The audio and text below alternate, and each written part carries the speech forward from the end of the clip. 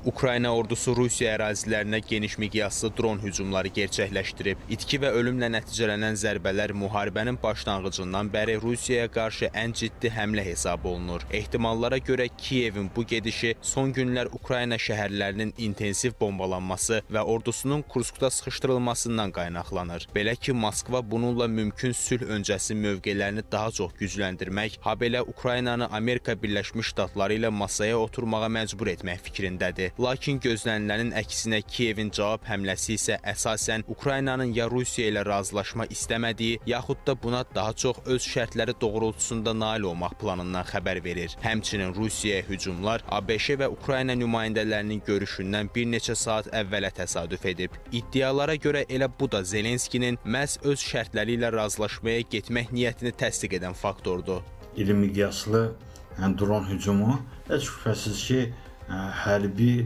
məqsədlərdən daha çox siyasi, psixoloji məqsədlərə xidmət edir. Birincisi, Ukrayna bununla onun mesajını verir ki, o gözlənilən sülh danışıqlarında kapitulyasiya etməyəcək.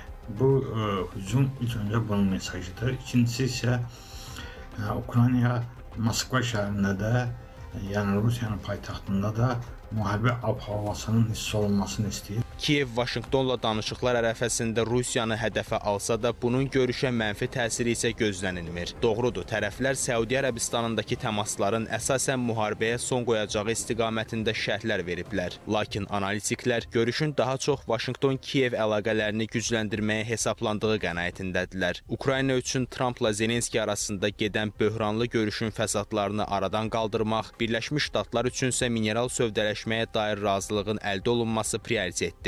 Eyni zamanda Ukrayna üçün Səudiyyə Ərəbistanındakı görüş ABŞ-dən hərbi yardım və kəşfiyyat məlumatlarını bərpa etmək baxımından da əhəmiyyətlidir. Razılıq əldə olunmayacağı təqdirdə isə sülh və ya atəşkəsə nail olmaq sarıdan hər hansı əsas qalmır.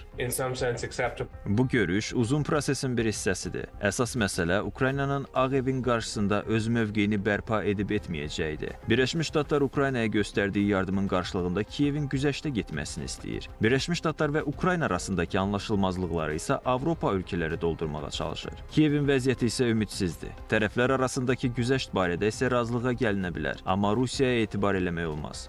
Lakin mümkün razılığa rəğmən yenə də müharibənin dayanmayacağına dair iddialar var. Rəsmi şəxslərin açıqlamaları sülhə işarə etsə belə, ümumən mövcud situasiyaya nəzər yetirdikdə bunu görmək qəlizdir. Söhbət sanksiyaların qüvvədə qalması, Rusiyanın hücumları davam etdirməsi, Avropanın Ukraynaya artan dəstəyi və Kiyevin təhlükəsizlik qarantiyasındakı israrlı mövqeyindən gedir. Bunun paralelində Vaşinqton və Kiyev əlaqələrinin gələcək inkişafının necə olacağı da sual altındadır.